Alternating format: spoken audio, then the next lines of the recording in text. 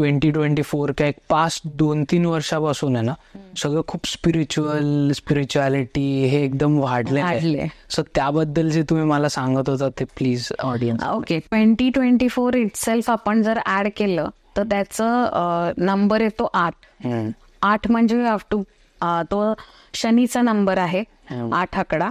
तर शनी महाराज काय म्हणतात की करेक्ट पाथवर राहा, कुणाशी फ्रॉड करू नका, be true to your self. Okay, so या म्हणजे इयरमध्ये लोकांना चॅलेंजेस पण येणार आहे, पण स्पिरिच्युअलिटी वाढवली आणि करेक्ट पाथवर असला तर तेवढे मिरॅक्युलस रिझल्ट्स पण येणार आहे. आणि अजून एक पॉइंट की गेल्या 2-3 वर्षात स्पिरिच्युअलिटी का वाढली आहे, तर जसं आपण बघितलं तर बऱ्याच आपण नॉस्टरडॅमची भविष्यवाणी बघितली वगैरे, तर we are on the edge of Kaliyug, म्हणजे आता कलियुग संपायची वेळ आली आहे. ओके, सो जे लोक स्पिरिच्युअली स्ट्रॉंग राहतील they will survive, otherwise you have to lose your life. Okay, तर आपण जसं बघितलं की करोना रॅन्डमली आलं पॅन्डेमिक, आणि तो म्हणजे कुणालाच अपेक्षितच नव्हता आणि ऑल ऑफ अ सडन तो आला.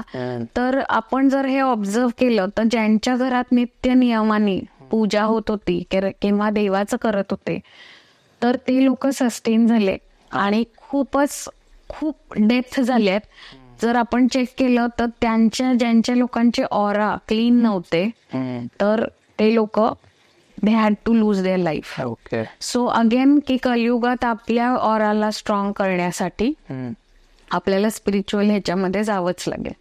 कारण at the end of the day किंवा लाईफ आपल्या सोलचा पर्पज असतो टू लिबरेट. मीन्स आपण जे म्हणतो की मोक्षाकडे जायचंय किंवा रिबर्थच्या सायकल मधनं वाचायचंय, तर ते अटेंड करण्यासाठी स्पिरिच्युअलिटीला एक्सेप्ट करणं खूप गरजेचं आहे.